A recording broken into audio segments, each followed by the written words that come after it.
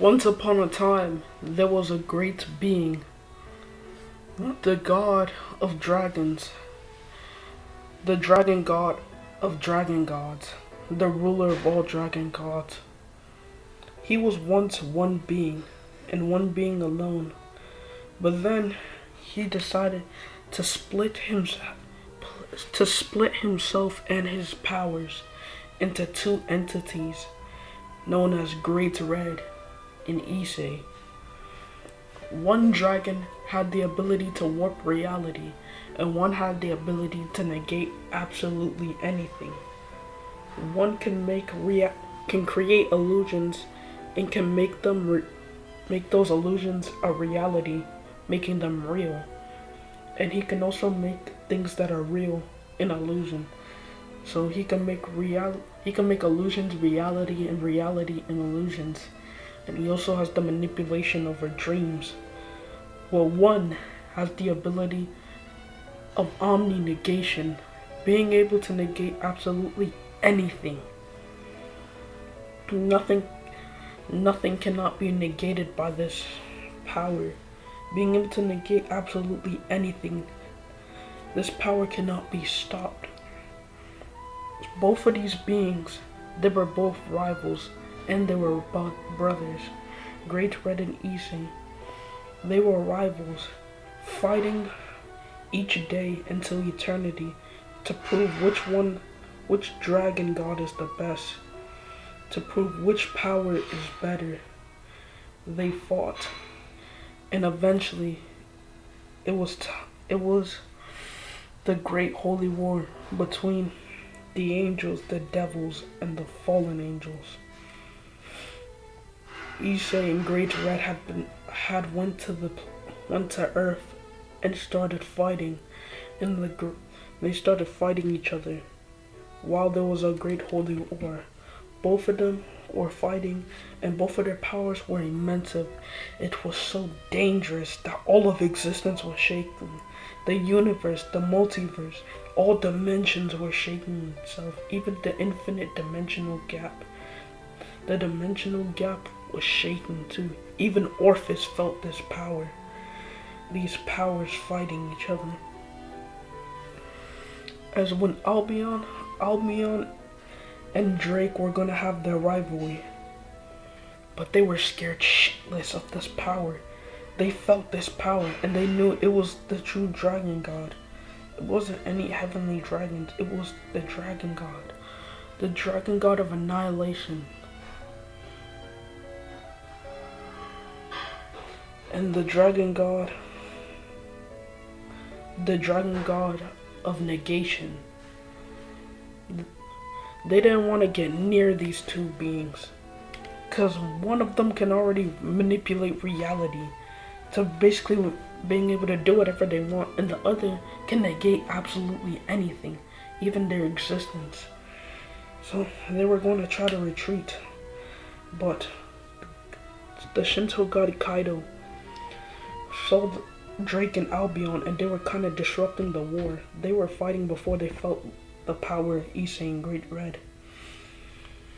The Shinto god Kaido decided to seal them within sacred gears. He sealed them within sacred gears and used their power to try and defeat the four great Satans. As Shinto god Kaido defeated the four great Satans, it was a bloody massacre. It was one-sided. It was because he had two boosted gears. One that can boost every 2 seconds, boost his strength 2 times every 2 seconds. And one that can divide any power by half and absorb it into yourself. The Shinto god Kaido thought he was won. He was victorious. He thought that it was finally over. Then he felt two huge power sources. These power sources was beings that were able to destroy the multiverse, existence all of itself. The Shinto god Kaido didn't know about the multiverses or dimensions. As when he felt this power, he got scared. But he was confident in himself. He had confidence that he can seal them away in a boosted gear and harness their power.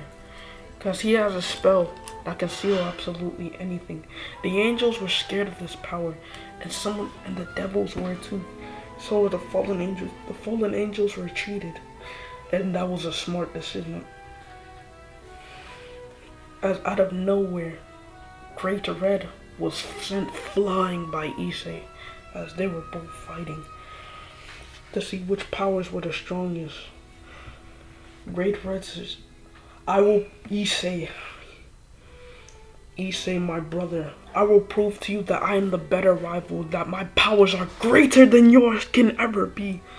When he said that, he was flown throughout half of the earth. He was thrown across half of the planet. And he fell on the devils, killing most of their population, as there was 1/10 of them.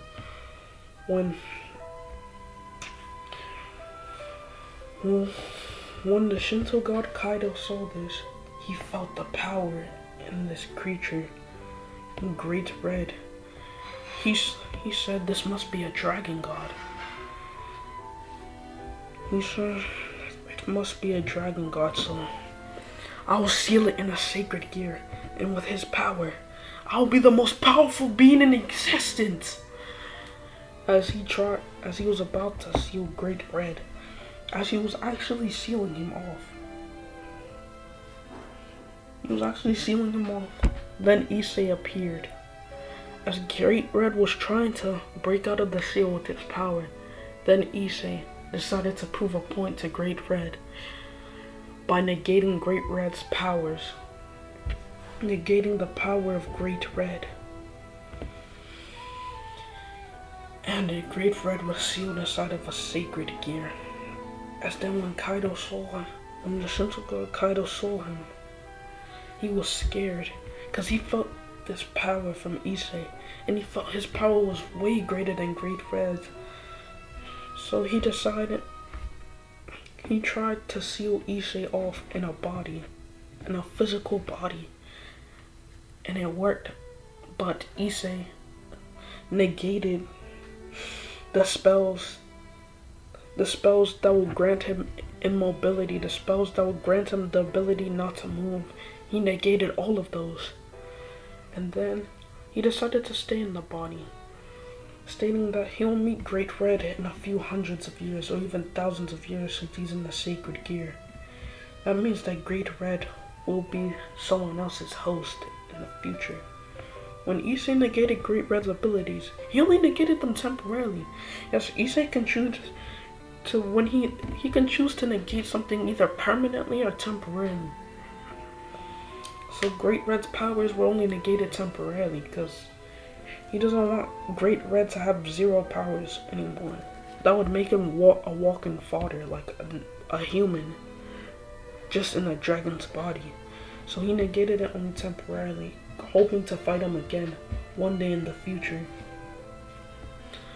As Issei went up to the Shinto god Kaido, as Kaido was shivering, he peed on himself.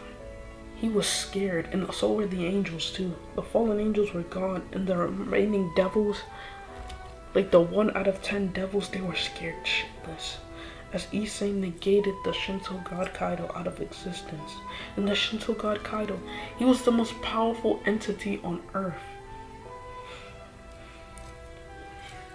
He was so powerful